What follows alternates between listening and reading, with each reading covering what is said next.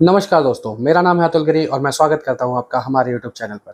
दोस्तों, आज की इस वीडियो में हम आपके लेकर आए हैं बाल विकास और शिक्षा शास्त्र यानी कि आपका जो सीडीपी वाला पार्ट है, उसके नए 30 मोस्ट इम्पॉर्टेंट क्वेश्चंस। जी हाँ, ये वही 30 मोस्ट इम्पॉर्टेंट क्वेश्चंस है जो आपसे हर बार एग्जाम से पूछे जाते हैं।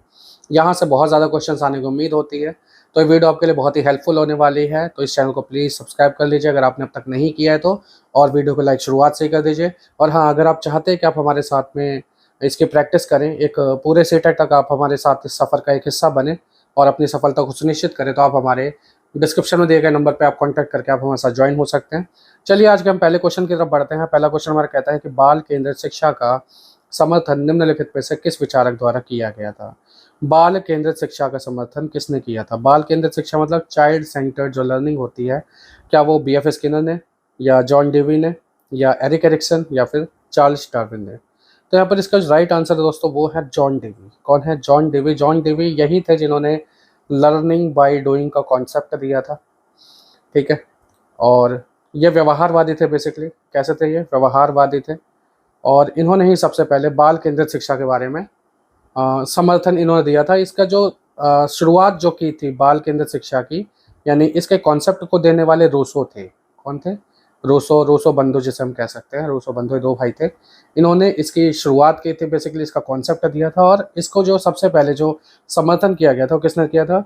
आपके जॉन डेवी ने किया था। अगर बात आ जाती है कि भारत में किसने किया था, तो भारत में के सी दत्ता। के सी दत्ता एक मनोवैज्ञानिक थे, इन्होंने इसका समर्थन भारत में किया था। ठीक है।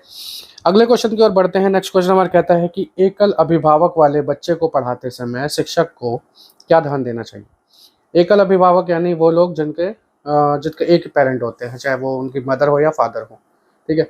तो इसका पहला ऑप्शन कहता है इस प्रकार के बच्चे के साथ भिन्न प्रकार से व्यवहार करना चाहिए, या कहता है ये ऐसे बच्चे को कम गृह कार्य देना चाहिए। तीसरा कहता है स्थिर और एक रूप वातावरण उपलब्ध कराना चाहिए, या फिर चौथा कहता है इस तथ्य को अनदेखा करना चाहिए और ऐसे बच्चे के साथ अन्य बच्चों के समान व्यवहार करना चाहिए। तो भाई देखो, लॉजिक तो यही कहता है, साइकोलॉजी यही कहती है कि बच्चे के वह जो सामाजिक आर्थिक पृष्ठभूमि जो है उसको ध्यान में ना रखते हुए बच्चे को समान अवसर उपलब्ध कराना शिक्षा की सबसे महत्वपूर्ण जिम्मेदारी होती है। ठीक है। अगले क्वेश्चन को देखते हैं। हमारा कहता है कि प्रतिभाशाली बच्चों के संदर्भ में संवर्धन एक्सीलरेशन का क्या अर्थ है? पहला कहता है शैक्षणिक गतिविधियों के संपादन में संवर्धन करना। दूसरा कहता है सह शैक्षणिक गतिविधियों के संपादन की गति को बढ़ाना। तीसरा कहता है ऐसे विद्यार्थियों को वर्तमान स्तर या ग्रेड को छोड़कर अगले उच्च स्तर ग्रेड में प्रोन्नत करना। और चौथा कहता है आकलन की प्रक्रिया का संवर्धन करना। तो भाई यहाँ पर आपका जो ऑप्शन नंबर 3 है वो आपका बिल्कुल राइट है। एक्सीलरेशन का मतलब है कि जो भी प्रतिभाशाली जो बच्चे होते हैं, प्रतिभाशाली बच्चों के साथ में इसको किया जाता है, और ऐसे बच्चों को वर्तमान ग्रेड को छोड़कर वो अगले ग्रेड में उनको प्रोन्नत करते हैं। जैसे कई बार आपने देखा भी होगा बच्चों की क्लास बढ़ा दी जाती है, तो वो ऐसे बच्चों के साथ करना चाहिए जो कि प्रतिभाशाली हैं। और प्रतिभाशाली बच्चों की डेफिनेशन क्या है? बेसिकली ये वो बच्चे होते हैं जिनका आईक्यू लेवल 140 से ऊपर होता है। कितना होता है? 140 से ऊपर होता है, बिने और टर्मन के अनुसार। बिने और टर्मन के अनुसार। बिने और टर्मन वही हैं जिन्होंने आपको आईक्यू का कॉन्सेप्ट दिया था। ठीक है। अगले क्वेश्चन को देखते हैं। वीडियो पसंद आ रही तो इसको लाइक कर लेना। ठीक है। और शेयर कर दो अपने सारे दोस्तों के साथ ताकि वो लोग भी इसका पूरा फायदा उठा सकें। चौथा क्वेश्चन आपका कहता है प्रतिभाशाली विद्यार्थियों के बारे में फिर से आ गया। निम्नलिखित में से कौन सी गतिविधि सर्वाधिक उपयुक्त है? यानी ऐसे बच्चों के लिए क्या करना चाहिए? क्या 5 पाठों के अंत में दिए गए अभ्यासों को एक बार में हल करना, या शिक्षक दिवस पर कक्षा को पढ़ाना, या अभी हाल ही में हुए स्कूल मैच का प्रतिवेदन लिखना, या फिर दी गई संकल्पनाओं के आधार पर मौलिक नाटक लिखना? प्रतिभाशाली बच्चों से उम्मीद की जाती है कि वो बच्चे कैसे होंगे? वो बच्चे आपके सृजनात्मक होंगे। कैसे होंगे? सृजनात्मक होंगे, यानी कि क्रिएटिव होंगे। तो क्रिएटिविटी को इनको इंक्रीज करने के लिए या फिर इसको बढ़ाने के लिए हम चौथा वाले ऑप्शन के साथ जाएंगे कि दी गई संकल्पनाओं के आधार पर उनको कुछ ऐसे सिचुएशन दे देंगे, वहाँ पर उनसे बोल देंगे कि आप इसके बारे में ओरिजिनल, मौलिक का मतलब होता है ओरिजिनल, ओरिजिनल नाटक लिखना। ठीक है। मौलिक क्या होता है? ओरिजिनल। ठीक है। ओरिजिनल नाटक लिखेंगे। नेक्स्ट क्वेश्चन की ओर बढ़ते हैं। हमारे कहते हैं कि शारीरिक गतिक बुद्धि रखने वाले बच्चे की अंतिम अवस्था निम्नलिखित में से कौन सी हो सकती है? वाचक, राजनैतिक नेता, शल्य चिकित्सक, या फिर कवि? शारीरिक गतिक बुद्धि, इसकी बात किसने की थी सबसे पहले? शारीरिक गतिक बुद्धि की बात किसने की थी? क्या ये एक पॉइंट ज़्यादा आ गया क्या? ज़्यादा आ गया था, ठीक है। तो किसने यहाँ पर बात की, मैं इसको पहले एक बार हटा देता हूँ। शारीरिक गतिक जो बुद्धि थी इसकी बात की थी हार्वर्ड गार्डनर ने। किसने की थी? हार्वर्ड गार्डनर ने। हार्वर्ड गार्डनर ने बताया था, बहुबुद्धि का सिद्धांत दिया था, बहुबुद्धि का सिद्धांत। और इसी सिद्धांत में इन्होंने बताया था कि एक ऐसी भी बुद्धि होती है जिसमें कि शारीरिक गति यानी अपनी मांसपेशियों का अधिक से अधिक उपयोग किया जाता है। और जो इस तरीके वाले लोग होते हैं उन लोगों के लिए वो काम जरूरी है जिसमें कि उनकी मांसपेशियों का ज़्यादा यूज हो। वाचक में, राजनीतिक नेता और कवि में मांसपेशियों का यूज नहीं है, उनमें उनकी वाक पटुता का यूज हो रहा है। तो ऐसे बच्चे भाषण संबंधी वाले होते हैं। इसमें सिर्फ शल्य चिकित्सक यानी डॉक्टर्स एक ऐसा वाला पॉइंट है जहां पर अपनी मांसपेशियों का अधिक उपयोग कर सकता है। अगले क्वेश्चन को देखते हैं। हमारे कहते हैं प्रतिभाशाली बच्चे। भाई आज तो सारे क्वेश्चन प्रतिभाशाली के हैं। पहला कह रहा है सामान्यतः शारीरिक रूप से कमजोर होते हैं और सामाजिक अंतःक्रिया में अच्छे नहीं होते। बिल्कुल गलत बात है ये। सामान्यतः अपने शिक्षकों को पसंद नहीं करते। भाई ये तो कोई जरूरी नहीं है। बिना किसी की सहायता के अपने सामर्थ्य का पूर्ण विकास करते हैं। बिल्कुल ये ठीक है। और चौथा कहता है मानव के लिए महत्वपूर्ण किसी भी क्षेत्र में अस्वभावतः अच्छा निष्पादन करते हैं। नहीं, ये आपका गलत पॉइंट है। हाँ, बिना किसी सहायता के अपने सामर्थ्य का पूर्ण विकास कर लेते हैं प्रतिभाशाली बच्चे। ठीक है, प्रतिभाशाली बच्चे कौन होते हैं? मैंने आपको पहले ही बता दिया, वे बच्चे जिनका IQ लेवल 140 से ज़्यादा होता है। अगले क्वेश्चन को देखते हैं। मिश्रित आयु वर्ग वाले विद्यार्थियों की कक्षा से व्यवहार रखने वाले शिक्षक के लिए डैश का ज्ञान होना, यहाँ पर डैश आएगा, डैश का ज्ञान होना सर्वाधिक महत्वपूर्ण है। किसका ज्ञान होना भाई सर्वाधिक महत्वपूर्ण है? मिश्रित आयु वर्ग वाले विद्यार्थी हैं। यहाँ पर वो भी बच्चे होंगे जो 6 साल के होंगे, यहाँ पर वो भी बच्चे होंगे जो 10 साल के होंगे, वो भी होंगे जो 14 साल के होंगे। तो मीन्स क्या उनकी सांस्कृतिक पृष्ठभूमि जानना जरूरी है? नहीं। क्या उनके अभिभावकों का व्यवसाय जानना जरूरी है? नहीं। क्या उनकी सामाजिक आर्थिक पृष्ठभूमि जानना जरूरी? नहीं। विकासात्मक अवस्थाओं को जानना जरूरी है कि वो कौन सी अवस्था में है। क्या वो पूर्व संक्रियात्मक में है? हम यहाँ पर जीन पियाजे की बात कर ले रहे हैं, जिसकी एज इन्होंने बताई गई है। कितनी बताई इन्होंने? 2 से 7 वर्ष।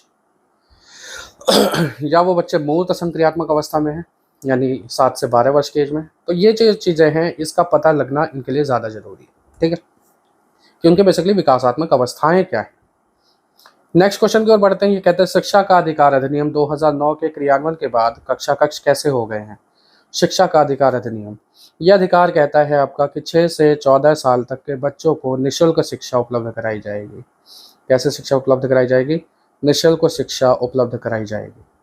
और जब 6 से 14 साल के बच्चों को निःशुल्क भी है, साथ साथ अनिवार्य भी है। कैसी है? अनिवार्य भी है। और ये कौन सुनिश्चित करेगा? वहाँ की सरकारें। कौन सी सरकारें? केंद्र या कोई भी? जी कोई भी उचित सरकारें, चाहे वो राज्य की सरकार हो चाहे वहाँ पर केंद्र की सरकार हो, ये सुनिश्चित करेंगे कि 6 से 14 साल तक के बच्चों के लिए निःशुल्क शिक्षा हो और अनिवार्य शिक्षा हो। तो इसके लिए जो होगा कक्षा कक्ष कैसा हो जाएगा आपका? आयु के अनुसार अधिक समझाती हो जाएगा। ठीक है, कैसा हो जाएगा? आयु के अनुसार अधिक समझाती हो जाएगा। अगले क्वेश्चन को देखते हैं। यह हमारे कहता है कि संकल्पनाओं की व्यवस्थित प्रस्तुति विकास के निम्नलिखित किन सिद्धांतों के साथ संबंधित हो सकती है? संकल्पनाओं की व्यवस्थित प्रस्तुति। पहला कह रहा है विद्यार्थी भिन्न दरों पर विकसित होते हैं। विद्यार्थी विकास सापेक्ष रूप से क्रमिक होता है।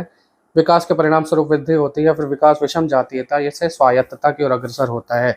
तो संकल्पनाओं की व्यवस्थित प्रस्तुति क्या करती है? विकास को विषम जातीयता से स्वायत्तता की ओर अग्रसर करती है। विषम जातीयता का मतलब क्या है? कि कोई भी काम जो है वो किसी के मार्गदर्शन में करना। क्या होता है? किसी के मार्गदर्शन में करना। स्वायत्तता क्या होता है?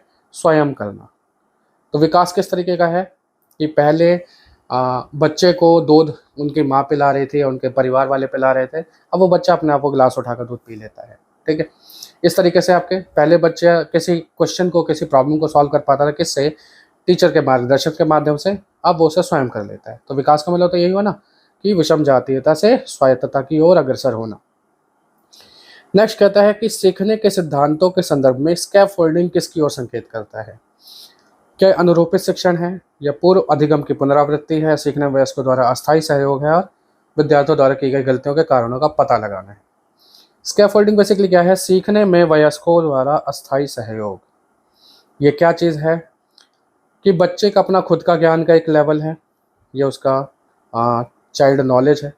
ये वो काम है जिसको बच्चा अपने आप कर सकता है। ठीक है, और ये वो काम है जिसको वो गाइडेंस के साथ कर सकता है। गाइडेड नॉलेज है। तो बच्चे का इस लेवल से उठाकर इस लेवल तक पहुंचाना, इसके बीच में जो सपोर्ट दिया जाएगा ना, उस सपोर्ट को स्कैफोल्डिंग कहते हैं। तो सीखने में वयस्कों द्वारा अस्थायी सहयोग। यहाँ पर वयस्क बेसिकली वो नहीं जिसकी एज 18 साल है, वयस्क वो है जिसको उस बच्चे से ज़्यादा पता है। क्या है? जिसको उस बच्चे से ज़्यादा पता है किसी पर्टिकुलर चीज़ की। सपोज करो कि बच्चे को साइकिल चलानी सीखनी है, तो साइकिल चलाने सीखने के लिए दो लोग होंगे। एक तो बच्चा जिसे साइकिल चलानी अभी नहीं आती है, दूसरा होगा उसका कोई भी बड़ा भाई मान लो जिसको साइकिल चलानी आती है। तो बड़ा भाई साइकिल चलाने के लिए बच्चे को जिस भी तरीके से सपोर्ट करेगा अपने छोटे भाई को, उस सपोर्ट को स्कैफोल्डिंग कहते हैं। ठीक है, ये साइकिल चलाना नहीं, जीवन के हर एक परिप्रेक्ष्य में काम आता है। जब भी कभी आप कोई नया काम सीख रहे हो तो आपका मेंटोर जो है उसकी नॉलेज को हम स्कैफोल्डिंग कहेंगे। मैडम चाय खाती हैं वाक्य कैसा है? क्या वाक्य विन्यास की दृष्टि से सही है लेकिन अर्थ विज्ञान की दृष्टि से गलत है? अर्थ विज्ञान की दृष्टि से सही है लेकिन वाक्य विन्यास की दृष्टि से गलत है? अर्थ विज्ञान और वाक्य विन्यास दोनों की दृष्टि से सही है या फिर अर्थ विज्ञान और वाक्य विन्यास दोनों की दृष्टि से गलत है? वाक्य विन्यास का मतलब है सेंटेंस स्ट्रक्चर। तो सेंटेंस स्ट्रक्चर क्या कहता है हिंदी का या इंग्लिश का भी हो, कि उसमें पहले एक सब्जेक्ट होता है, फिर एक वर्ब होती है, फिर एक ऑब्जेक्ट होता है। ठीक है, तो यहाँ पर सब्जेक्ट है मैडम, वर्ब भी है खाती है, और ऑब्जेक्ट भी है चाय। तो सब्जेक्ट वर्ब ऑब्जेक्ट का जो सेंटेंस जो विन्यास है, जो स्ट्रक्चर है, वो तो ये बिल्कुल पूरी तरह से फॉलो कर रहा है। लेकिन अर्थ इसका गलत है, क्योंकि मैडम कैसी है? मैडम महिला हैं, और हिंदी भाषा में खाती शब्द नहीं आएगा, यहाँ पर क्या आएगा? पीना शब्द आएगा, यानी मैडम चाय पीती हैं। तो क्या चीज़ हो जाएगी आपका? वाक्य विन्यास की दृष्टि से ठीक है लेकिन अर्थ विज्ञान की दृष्टि से ये गलत है। खाना शब्द नहीं होगा बेसिकली, यहाँ पर पीना होगा, क्योंकि चाय कैसा है? तरल पदार्थ होता है अमूमन, यानी प्रायः। अगले क्वेश्चन को देखते हैं। कहता है बुद्धि लब्धांक के आधार पर विभिन्न समूहों के विद्यार्थियों का वर्गीकरण उनकी स्वगरिमा को क्या करता है और उनके शैक्षणिक निष्पादन को क्या करता है? पर बीच में बेसिकली गैप है। ठीक है, बुद्धि लब्धांक के आधार पर अगर आप विभिन्न समूहों के विद्यार्थियों का वर्गीकरण कर देंगे तो उन बच्चों के बीच में उनकी जो स्वगरिमा है, उनकी जो सेल्फ एस्टीम होगी, वो डाउन हो सकती है। क्या हो सकती है? वो डाउन हो सकती है, यानी घटाता है। कैसे हो सकती है? भाई देखो, मान लो बच्चों को इन्होंने कर दिया कि 90% वाले जो बच्चे हैं वो जी हमारे ए सेक्शन में रहेंगे, और 75% वाले जो बच्चे हैं हमारे बी सेक्शन में रहेंगे, और सेम ऐसे कर दिया कि 50% वाले बच्चे हमारे सी सेक्शन में रहेंगे। तो अब सी सेक्शन वाले बच्चे ए सेक्शन वाले बच्चों के साथ में क्या महसूस करेंगे? हीन भावना महसूस करेंगे। ठीक है, ये जो हीन भावना होगी ये बच्चों के लिए नेगेटिव इम्पैक्ट डालेगी ना, उनकी स्वगरिमा को क्या करेगी? घटाएगी। लेकिन उनका शैक्षणिक निष्पादन कैसा रहेगा? वो प्रभावित नहीं करेगा, उसको प्रभावित नहीं करता है बुद्धि लब्धांक। ठीक है, तो आपका ऑप्शन नंबर 4 आपका बिल्कुल यहाँ पर राइट है। भाई बुद्धि लब्धांक चाहे कुछ भी हो, जो उनका जो शैक्षणिक निष्पादन है वो हर किसी बच्चे की वैयक्तिक भिन्नता है, तो वैयक्तिक भिन्नता वाले बच्चों को कुछ भी प्रभावित नहीं करता है। हाँ, ये है कि उनकी स्वगरिमा जो होती है उनको कम जरूर कर सकता है। सॉरी, थोड़ा सा स्वास्थ्य खराब है, इसलिए जितनी भी अनचाही जो आवाज़ें हैं इनका आपको थोड़ा सा संभालना पड़ेगा, बस क्या करें। रेवन का प्रोग्रेसिव मैट्रिसेस परीक्षण डैश परीक्षण का एक उदाहरण है। रेवन का प्रोग्रेसिव मैट्रिसेस परीक्षण, क्या ये मौखिक बुद्धि लब्धांक है, या संस्कृति मुक्त बुद्धि लब्धांक है, या असमूह बुद्धि लब्धांक है, या फिर व्यक्तित्व बुद्धि लब्धांक है? ये बेसिकली क्या है? रेवन जो है, इनका नाम बेसिकली डॉक्टर है जॉन सी रेवन। ठीक है, बी लिखते हैं, डब्ल्यू लिखते हैं, वो आप देख लीजिएगा। इन्होंने 1936 में इस परीक्षण का निर्माण किया था। यह परीक्षण आपका कैसा है? अशाब्दिक है, मीन्स यहाँ पर बोला नहीं जाता है। यहाँ पर बेसिकली या तो ड्रॉ किया जाएगा, इसको कंप्लीट किया जाएगा। 5.5 साल से लेकर 11.5 साल तक के बच्चों के लिए स्पेशली इसको डिज़ाइन किया गया था। ठीक है, और इसमें कुछ एक मैट्रिक्स दे देते हैं, जैसे मान लीजिए कि 3x3 का इनको क्यूब दे दिया, मैट्रिक्स दे दिया, और इसमें जिसमें एक मैट्रिक्स खाली होगा उसको फिल करना है। इस टाइप का कुछ परीक्षण है। ये परीक्षण कैसा है? संस्कृति मुक्त है, यानी यहाँ पर कोई भी कल्चर के लोगों को आप इसे करवा सकते हैं। संस्कृति मतलब कोई भी कल्चर हो गया, चाहे वो बॉय हो, चाहे वो गर्ल हो, चाहे वो रेस, कोई धर्म, कोई जाति यहाँ पर मायने नहीं रखती है। तो आपका ऑप्शन नंबर 2 आपका कैसा है? वो करेक्ट ऑप्शन है। अगला क्वेश्चन कहता है कि एक महिला ने भोजन प्राप्त करने के लिए अपने बच्चे को भेज दिया। भाई ये तो बड़ी ही अजीब सी बात हो गई। भोजन प्राप्त करने के लिए अपने बच्चे को भेज दिया, इस खबर को डैश के आधार पर अच्छी तरह समझा जा सकता है। क्या ये मनोविश्लेषणात्मक सिद्धांत है, या पदानुक्रमिक आवश्यकताओं का सिद्धांत है, मनोसामाजिक सिद्धांत है, या पुनर्बलित आकस्मिकताओं का सिद्धांत है? तो भाई इसके बारे में बात की थी मैस्लो ने। किसने बात की थी? मैस्लो ने। और मैस्लो ने कहा था कि हमारा शरीर जो है ना, वो 5 चीज़ों को, यानी 5 तरीके से उनकी 5 आवश्यकताएं हैं। ठीक है, उनकी कितनी? 5 आवश्यकताएं हैं। सबसे पहली जो आवश्यकता वो है शारीरिक आवश्यकता। कौन सी है? शारीरिक आवश्यकताएं। और शारीरिक आवश्यकताएं कहती हैं कि जो बच्चा होगा या जो भी व्यक्ति होता है, उसके लिए जो बेसिक जो नीड्स होते हैं आपके, रोटी, कपड़ा, मकान, ये चीज़ इसके लिए सबसे पहले ज़रूरी है। यानी जब वो माँ भूखी रही होगी, बहुत ज़्यादा भूखी रही होगी, या फिर अब उसको अपनी जान की चिंता हो गई होगी, तो उस समय पर उसे रोटी की सबसे ज़्यादा भूख थी, तो उसने वो रिश्ता नहीं देखा कि उसका बच्चा है कौन है, उसने उसको बेच दिया क्योंकि उसे रोटी खानी थी। मीन्स सबसे पहले हमारा बॉडी देखो कैसे रहती है, हमारी बॉडी हमेशा रहती है सर्वाइवल मोड पर। किस पर रहती है? हमेशा सर्वाइवल मोड पर रहती है कि बॉडी चाहती है कि आप किसी भी तरीके से बच जाएं। हमारा जो चेतन हो चाहे अवचेतन मन हो, क्या चाहता है कि ये शरीर किसी भी तरीके से जीवित रहे। तो उसके लिए इन्होंने पहले अपने रिश्तों को नहीं देखा, पहले किसको रखा? इन्होंने शारीरिक आवश्यकताओं को देखा। ये बात की है मैस्लो ने, और इन्होंने 5 तरीके की दैहिक आवश्यकताएं बताई हैं। बाकी की दैहिक आवश्यकताएं क्या हैं, अगर वो चाहते हैं तो आप उसके नीचे कमेंट सेक्शन में आप बता दीजिए। इसके लिए मैं आपको एक डिटेल, आपको एक थ्योरेटिकल एक आपको वीडियो दे दूंगा, जहाँ पर आप इसके जितने भी हमारे मीन मेक हैं, जो भी हमारे पॉजिटिव और प्रॉज और कॉन्स जो होते हैं, वो आप निकाल सकते हैं। लेकिन आपको कमेंट करना पड़ेगा, ठीक है? और मनोसामाजिक सिद्धांत की बात करते हैं तो किसने दिया था, ये भी आप मुझे कमेंट सेक्शन में लिख के बताइए।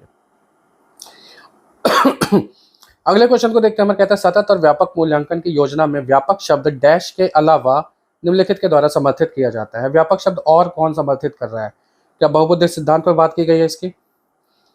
क्या ये बहुबुद्धि सिद्धांत में बात की गई है, या फिर सूचना प्रक्रमण सिद्धांत में बात की गई है, या जेपी गिलफोर्ड के बुद्धि संरचना के सिद्धांत में बात की गई है, या फिर एल थर्स्टन के प्राथमिक मानसिक योग्यताओं के सिद्धांत में बात की गई है?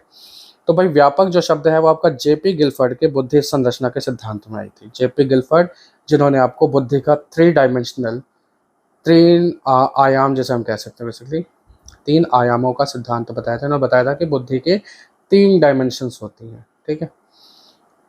तो इस सिद्धांत में व्यापक बुद्धि का एक जिक्र किया गया है, व्यापक मूल्यांकन का एक जिक्र किया गया है। जो शब्द है ये इस वाले ऑप्शन में आपको मिलेगा। अगर आप चाहते हैं जेपी गिलफोर्ड के बारे में भी, तो वो भी आप नीचे कमेंट में बताइएगा ज़रूर। सीखने डैश आकलन, आकलन और अनुदेशन के बीच डैश के दृढ़ीकरण द्वारा सीखने को प्रभावित करता है। सीखने डैश आकलन, आकलन और अनुदेशन के बीच डैश के दृढ़ीकरण द्वारा सीखने को प्रभावित करता है। क्या यहाँ पर के लिए आएगा संबंधों के साथ, या के लिए आएगा अंतर के साथ, या का आएगा अंतर के साथ, या फिर का आएगा भिन्नता के साथ? तो सबसे पहले हम यहाँ पर देखते हैं सीखने के लिए आकलन। इसका आंसर जो आपका क्या है, वो सीखने के लिए आकलन है। सीखने के लिए आकलन, आकलन और अनुदेशन के बीच संबंधों के दृढ़ीकरण का द्वारा सीखने को प्रभावित करता है। देखो यहाँ पर सीखने के लिए आकलन, इसका अर्थ क्या है? इसका अर्थ है नैदानिक। क्या है? नैदानिक आकलन। यहाँ पर बच्चे को सिखाया भी जाएगा और उसके साथ साथ उसकी कमियों को भी देखा जाएगा, और कमियों को देखते हुए उसके लिए उपचारात्मक शिक्षण की व्यवस्था की जाएगी। लेकिन सीखने का आकलन मीन्स बच्चे ने क्या सीखा है अब तक, उसके आधार पर उसको कुछ ग्रेड्स वगैरह दिए जाएंगे, उसको कुछ मार्क्स दिए जाएंगे। कौन सा आकलन होता है? ये आपका योगात्मक आकलन होता है। कौन सा होता है? योगात्मक आकलन या मूल्यांकन आप इसे कह सकते हैं, ठीक है? यहाँ पर बच्चे को ग्रेड दी जाती है और निर्धारित किया जाता है कि बच्चे ने क्या सीखा है, उसको एक प्रॉपर एक मार्किंग सिस्टम के तहत उसको देखा जाता है, ठीक है? तो आपके यहाँ पर ऑप्शन नंबर 1 ठीक है। अगर आप चाहते हैं इसके लिए भी डिटेल वीडियो, तो देखो मैं आपको सिंपली बता दूँ, साइकोलॉजी में जितनी भी आपको अलग अलग टॉपिक की, आपको अलग अलग तरीके की वीडियोस अगर आपको चाहिए, तो आप कमेंट सेक्शन में बताइए। आपको हर एक टॉपिक की वीडियोस हम आपको प्रोवाइड कराने की कोशिश करेंगे, बशर्ते आपका और हमारे दोनों के पास समय की उपलब्धता हो। मीन्स जल्दी अगर आप बता देंगे तो आपको जल्दी वीडियोस आपको मिल जाएंगी। अगले क्वेश्चन को देखते हैं। हमारे कहते हैं विज्ञान के प्रयोगों में सामान्यतः लड़के उपकरणों का नियंत्रण अपने हाथों में लेते हैं और लड़कियों से आंकड़ों को रिकॉर्ड करने अथवा बर्तनों को धोने के लिए कहते हैं। यह प्रवृत्ति क्या दर्शाती है? देखो बहुत ज़्यादा डीप में नहीं जाना, सिंपली क्या है, लड़के कह रहे हैं किससे? लड़कियों से कह रहे हैं। तो कह रहे हैं मतलब लड़कियां स्वेच्छा से नहीं कर रही इस काम को। तो मीन्स इसका जो ऑप्शन नंबर 3 है वो आपका बिल्कुल सही है कि पुरुष और स्त्री की रूढ़िबद्ध भूमिकाएं विद्यालय में भी होती हैं। बच्चे जैसा घर में देखते हैं वैसा सीखते हैं, ठीक है? ऑप्शन नंबर 1 वैसे आप देख लो, लड़कियां नाजुक होने के कारण ऐसे काम करना पसंद करती है जिसमें ऊर्जा की खपत होती है, कम होती है। ये गलत ऑप्शन है। बेसिकली आपका राइट आंसर नंबर 3 ही है, क्योंकि रूढ़िबद्धता है ये, ठीक है? अगर लड़की ने स्वेच्छा से मांगा होता तो हम इसे कह सकते हैं कि हाँ ठीक है, वो लोग आंकड़ों का प्रबंधन करने में थोड़ी ज़्यादा माहिर होती है। नेक्स्ट क्वेश्चन को हम देखते हैं, कक्ष में शिक्षक और विद्यार्थी किस प्रकार जेंडर को डैश करते हैं, यह सीखने के वातावरण को क्या करता है। क्या ये व्याख्यायित की बात कर रहा है, निर्मित की कर रहा है, रूपांतरित की कर रहा है, परिभाषित की कर रहा है। तो भाई देखो, कक्ष में शिक्षक और विद्यार्थी किस प्रकार जेंडर को निर्मित करते हैं, यानी वो जेंडर कैसे बना रहे हैं, ये सीखने के वातावरण पर प्रभाव डालता है। क्या करता है, सीखने के वातावरण पर प्रभाव डालता है, क्योंकि रूढ़िबद्धता जो है आपका, जो क्या बोलते हैं इसको, लैंगिक जो रूढ़िबद्धता है, ये बहुत ही बड़ी रुकावट है स्कूल्स में सीखने में। ठीक है, तो ये क्या करता है, ये सीखने के वातावरण पर प्रभाव डालता है, इसलिए तो बाधा है। तो ये आपका ऑप्शन नंबर 2 यहाँ पर बिल्कुल ठीक है। अगले क्वेश्चन को देखते हैं, निःशुल्क और अनिवार्य शिक्षा का अधिकार 2009 में अनिवार्य शब्द का क्या मतलब है। तो इसकी हमने बात की थी आपसे। पहला कह रहे दंडात्मक कार्य से बचने के लिए अपने बच्चों को विद्यालय भेजने के लिए अभिभावकों पर अनिवार्य रूप से जोर डाला गया है। दूसरा कहता है अनिवार्य शिक्षा सतत परीक्षण के माध्यम से प्रदान की जाएगी। तीसरा कहता है केंद्र सरकारें दाखिले उपस्थिति और प्रारंभिक शिक्षा की पूर्णता को सुनिश्चित करेंगी। और चौथा कहता है उचित सरकारें दाखिले उपस्थिति और प्रारंभिक शिक्षा की पूर्णता को सुनिश्चित करेंगी। हमने आपसे पहले बात की थी कि शिक्षा का अधिकार अधिनियम क्या कहता है कि जो उचित सरकारें हैं वो निःशुल्क और अनिवार्य शिक्षा वाले पॉइंट को सुनिश्चित करेंगी। ठीक है, निःशुल्क और अनिवार्य शिक्षा। अच्छा, जब अगर क्वेश्चन आ जाता है कि ये कौन सा संशोधन में आया था, तो भाई ये 86वां संशोधन था। ठीक है, 86वां संशोधन था। और ये कौन सा आर्टिकल था, आर्टिकल 21A के तहत आया था, शिक्षा के अधिकार के अंदर में आया था। ठीक है, अगले क्वेश्चन को देखते हैं, निम्नलिखित में से कौन सा सिद्धांत पाठ योजना में शामिल नहीं होता है। उद्देश्यों की स्पष्टता, शिक्षण का ज्ञान, योजना की दृढ़ता या फिर शिक्षार्थियों का ज्ञान। उद्देश्यों की स्पष्टता ये जरूर होता है। दो तरीके से आप लिखते हो पाठ योजना में, उद्देश्य सामान्य और कैसे होते हैं, विशिष्ट ना, जनरल और स्पेसिफिक। तो आप लिखते हो तो ये शामिल है मतलब। ठीक है, शिक्षण का ज्ञान ये भी कि किस तरीके से पढ़ाया जाएगा, ये वाला पॉइंट भी आपका आता है। शिक्षार्थियों का ज्ञान यानी बच्चों को क्या पढ़ाया जाएगा, वो भी चीज़ आएगी। लेकिन जो योजना की दृढ़ता कि भाई ये ज्ञान आपका किस तरीके का रहेगा, क्या ये प्लान आपका सक्सेसफुल होगा या नहीं होगा, ये आपका ऑप्शन में नहीं होता है। तो यही आपका आंसर है। अगला क्वेश्चन कहता है कि अधिगमकर्ता का स्वनियमन यानी अपने आप को नियम बना रहा है, तो उसका क्या अर्थ है। क्या स्व अनुशासन नियंत्रण है, या अपने सीखने का स्वयं अनुवीक्षण करने की योग्यता है, या विद्यार्थी निकाय द्वारा बनाए गए नियम और विनियम है, या फिर विद्यार्थियों के व्यवहार के लिए वे नियमों का निर्माण करना। भाई देखो, अपने सीखने का स्वयं अनुवेक्षण करने की योग्यता को क्या कहते हैं, स्वनियमन। यानी बच्चा क्या सीख रहा है और उसको वो अपने आप ही उसका मूल्यांकन कर सके, ये इस योग्यता को हम स्वनियमन कहते हैं। अगला क्वेश्चन कहता है, दोबारा जॉन डेवी साहब आ गए हैं। जॉन डेवी कहते हैं कि ये जो लैब विद्यालय इन्होंने बताया था किस चीज़ का उदाहरण है, क्या फैक्ट्री विद्यालय है, प्रगतिशील विद्यालय है, या पब्लिक विद्यालय है, सामान्य विद्यालय है। लैब विद्यालय बेसिकली किस लिए यूज़ किया गया था कि जॉन डेवी ने सोचा था कि जिस तरीके से साइंस लैब होती है ना, साइंस लैब्स होती हैं, इसी तरीके से एक एजुकेशन लैब रखेंगे और ये स्कूल्स में ही होंगे। और इसमें क्या क्या चीज़ होगी, फिलॉसफी मीन्स आपका दर्शन, ठीक है, और आपकी साइकोलॉजी मीन्स आपका मनोविज्ञान, और एक तीसरी चीज़ और बचती है जिसे हम कहते हैं एडुकेशन भी से लोग पढ़ते हैं, मीन्स शिक्षा। इन तीनों चीज़ों के ना लैब्स होंगी वहाँ पर, जो भी स्कूल होगा उसमें इनकी लैब होंगी। इनको लैब स्कूल्स का ही दर्जा दिया गया था। ये कौन से विद्यालय हैं, प्रगतिशील विद्यालय हैं। कौन से विद्यालय हैं, प्रगतिशील विद्यालय हैं। अगले क्वेश्चन को देखते हैं, सीबीएसई द्वारा प्रस्तावित समूह परियोजना। समूह देखो जहाँ पर भी शब्द आ जाए, मैंने आपको हर वीडियो में बताया अपनी, समूह शब्द का मतलब होता है समाज से। किससे होता है, समाज से। तो जो भी आपके ऑप्शन में समाज होगा वहाँ पर आप उसे टिक कर दीजिएगा। सामाजिक भागीदारिता को सुगम करना, इस आपका ऑप्शन नंबर 1 ही आपका बिल्कुल ठीक है। क्योंकि बाकी तीनों में देखो, शिक्षकों के भार को हल्का करना, रोजमर्रा के शिक्षण से होने वाले तनाव को दूर करना, या अनेकता में एकता की संकल्पना का प्रचार प्रसार करना, गलत है। मेन क्या है, सामाजिक भागीदारिता को सुगम करना है, इसका मुख्य उद्देश्य है। आंतरिक रूप से अभिप्रेरित विद्यार्थी कौन होते हैं, क्या उनके लिए पुरस्कार की बिल्कुल भी आवश्यकता नहीं है, या इनके लिए बाह्य पुरस्कार उसके अभिप्रेरणा को बनाए रखने के लिए पर्याप्त नहीं है, या इसका बाह्य रूप से अभिप्रेरित विद्यार्थी की तुलना में अभिप्रेरणा स्तर कम होता है, या इनके लिए औपचारिक शिक्षा की आवश्यकता नहीं है। आंतरिक रूप से जो अभिप्रेरित विद्यार्थी होते हैं ना, इनके लिए बाह्य पुरस्कार की कोई वैल्यू नहीं होती। इनके लिए बाह्य पुरस्कारों की कोई वैल्यू नहीं होती। सपोज कीजिए कि किसी बच्चे को पढ़ लिख कर बड़ा होकर डॉक्टर बनना है, ठीक है, क्या बनना है, डॉक्टर बनना है।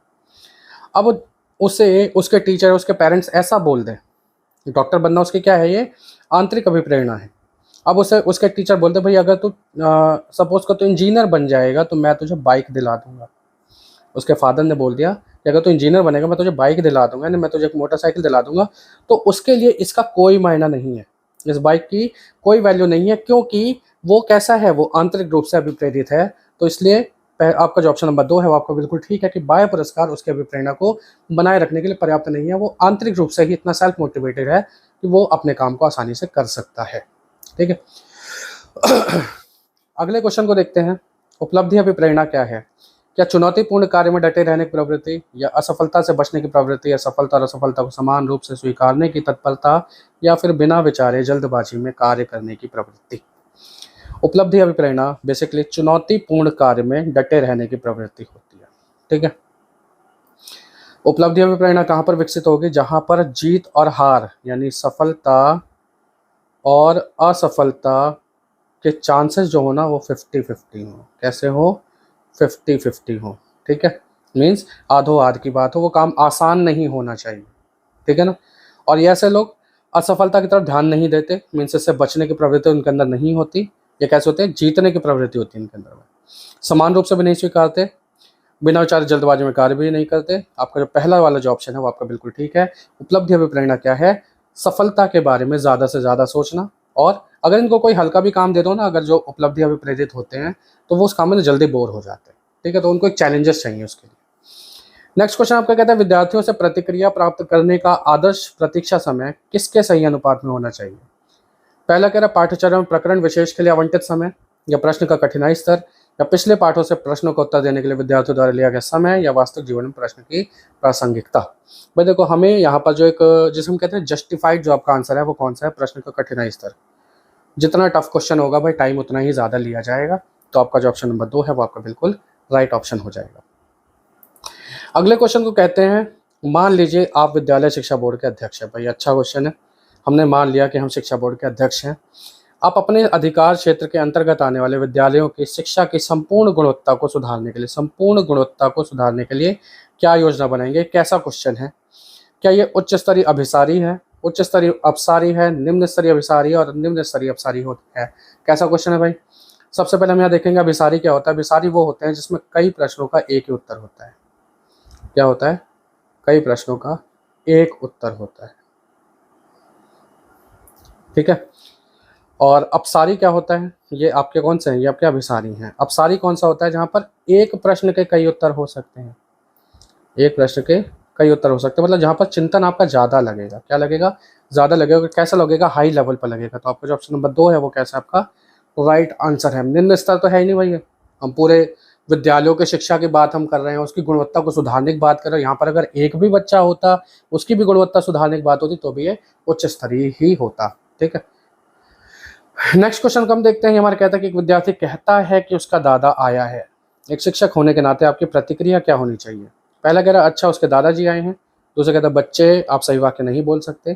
तीसरा कहता है दादा आया की जगह पर दादाजी आए कहना चाहिए। चौथा कहता है आप अपनी भाषा पर ध्यान दीजिए। तो यहाँ पर क्या है? विद्यार्थी अगर बोलेगा तो जो एक अच्छा टीचर होगा वो क्या करेगा? वो उस चीज़ को रिपीट करेगा, लेकिन सही सेंस में। अच्छा उसके दादाजी आए हैं, फिर वो बच्चा फिर उसको रिपीट करेगा हाँ जी दादाजी आए हैं। ठीक है। तो आपका ऑप्शन नंबर 1 यहाँ पर बिल्कुल करेक्ट है। बहुत ही बेसिक क्वेश्चन है लेकिन लॉजिकल क्वेश्चन है। नेक्स्ट क्वेश्चन आपका कहता है लॉरेंस कोलबर्ग के द्वारा प्रस्तावित निम्नलिखित चरणों में से प्राथमिक विद्यालयों के बच्चे किन चरणों का अनुसरण करते हैं? प्राथमिक विद्यालय के बच्चे यानी वो बच्चे जो कक्षा 1 से कक्षा 5 में रहते हैं, यानी वो बच्चे जो 6 साल से 10 साल के अमूमन होते हैं। और 10 साल के बच्चे कौन सी स्टेट में है? यहाँ पर ये किसमें है ये? अब चलो इसमें देखते हैं। पहला आपका कहता है आज्ञा पालना दंड उन्मुखीकरण। दूसरा कहता है वैयक्तिकता और विनियम। तीसरा कहता है अच्छे अंत वैयक्तिक संबंध। और चौथा कहता है सामाजिक अनुबंध और व्यक्तिगत अधिकारी। तो ये कौन सी अवस्था है? बेसिकली ये है पूर्व रूढ़िगत अवस्था है। कौन सी है? पूर्व रूढ़िगत अवस्था है। यहाँ पर बच्चा कैसा होगा? ये बच्चा आज्ञा और दंड पालन के अंदर में रहेगा, और ये हर एक बच्चा अपने अपनी वैयक्तिकता को साथ में लेकर चलेगा। तो मीन्स आपका जो ऑप्शन नंबर 1 है और जो ऑप्शन नंबर 2 है वो आपका बिल्कुल ठीक है। मीन्स यहाँ पर बी और ए को आप देख लीजिए, तो ऑप्शन नंबर यहाँ पर कौन सा बन गया आपका? 3। ठीक है। तो आपका ये वाला आंसर आपका बिल्कुल ठीक होगा। बच्चा कैसा है? पूर्व रूढ़िगत अवस्था में है, प्री कन्वेंशनल स्टेज। अगले क्वेश्चन को बढ़ते हैं। ये आज का हमारा लास्ट क्वेश्चन भी है कि डैश के अलावा निम्नलिखित घटना वृतांत रिकॉर्ड, जिसको हम एनेक्डोटल रिकॉर्ड कहते हैं, क्या कहते हैं? एनेक्डोटल रिकॉर्ड कहते हैं। इसकी विशेषता क्या है? क्या घटनाओं का सही वर्णन है? बिल्कुल, ये हम उसकी आंखों के सामने बनाते हैं, जो भी घटना हमारे सामने होती है। इसका नाम इसलिए वृत्तांत, आंखों के सामने बीता हुआ। सेकंड कहता है बच्चे के व्यक्तिगत विकास अथवा सामाजिक अंतः क्रियाओं को वर्णित करते हैं। बिल्कुल ठीक बात है भाई ये तो। और तीसरा कहता है पर्याप्त विस्तार से पूर्ण तथ्यात्मक प्रतिवेदन है। ये भी बिल्कुल ठीक है। अच्छा, तीनों ठीक हो गए तो हमारा क्वेश्चन कौन सा गलत है भाई? यहाँ पर देखो आप, शब्द क्या है? अलावा। अलावा शब्द कैसा है? नेगेटिव है। कैसा है? नेगेटिव है। यानी हमें ये बताना है कौन सा ऑप्शन इसमें यहाँ पर गलत है। ये तीनों ठीक है, तो गलत कौन सा? आपका चौथा ही है। ये वैसे कहता क्या है? यह व्यवहार का व्यक्तिनिष्ठ साक्ष्य है और इसलिए शैक्षणिक क्षेत्र के लिए प्रतिपुष्टि उपलब्ध नहीं कराता। भाई शैक्षणिक क्षेत्र में अगर कोई भी जो एनेक्डोटल रिकॉर्ड होगा वो ज़रूर ज़रूर ज़रूर उसके फीडबैक को उपलब्ध कराने के लिए होगा। ठीक है, प्रतिपुष्टि ज़रूर चाहेगा वो, तो इसलिए आपका ऑप्शन नंबर 4 कैसा है? वो यहाँ पर इस क्वेश्चन के लिए गलत है और यहाँ पर हमारा ऑप्शन बिल्कुल ठीक है। तो दोस्तों ये थे हमारे वो 30 मोस्ट इंपॉर्टेंट क्वेश्चन आज के, जो कि बहुत ज़्यादा ज़रूरी क्वेश्चन हैं। एक एक क्वेश्चन यहाँ पर बहुत ही ज़्यादा छटा आया है। मीन्स ऐसे क्वेश्चन है जो आपसे हर बार एग्जाम्स में पूछे जाते हैं। ठीक है, तो वीडियो आपको कैसी लगी नीचे कमेंट सेक्शन में जरूर बता दीजिएगा। अगर आपको अच्छी लगे तो इस वीडियो को प्लीज़ लाइक कर दीजिएगा, शेयर कर दीजिएगा, सब्सक्राइब कर लीजिएगा हमारे चैनल को। और हाँ, सबसे खास बात क्या थी कि अगर आप चाहते हैं कि आप अपनी तैयारी हमारे साथ कर सकें तो नीचे डिस्क्रिप्शन में एक नंबर दे रखा है, उस नंबर पर आप कॉल कीजिए, उस नंबर पर आप संपर्क कीजिए, व्हाट्सएप कीजिए। वहाँ से आप हमारे साथ हमारे बैच में जुड़ सकते हैं। ठीक है, जहाँ पर आपको इससे भी ज़्यादा डिटेल में आपको सारी चीज़ें प्रोवाइड कराई जाएंगी। ठीक है, तो आज की वीडियो के लिए इतना ही यार। मिलते हैं आपसे अगली वीडियो में, तब तक के लिए जय हिंद, वंदे मातरम।